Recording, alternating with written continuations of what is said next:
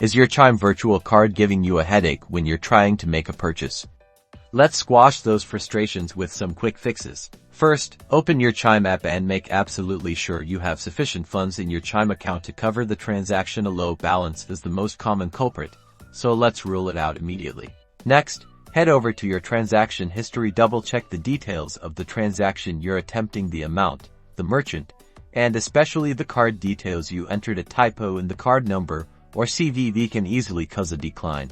Now, just to be safe, verify that you're using the correct virtual card information. It's easy to mix up the card number, expiration date, or CVV, especially if you have multiple cards. Check your Chime settings for any spending limits or restrictions you might have set. Sometimes, a spending limit can unexpectedly block a transaction, even if you have enough funds. If you've tried all these steps and your virtual card is still not working, it's time to reach out to Chime Support directly. You can find contact information on the Chime website or within the app. They'll be able to investigate the issue further and provide personalized assistance. And that's it. Hopefully, one of these quick fixes got your Chime virtual card working smoothly again. Don't forget to like and subscribe for more helpful tips and tricks.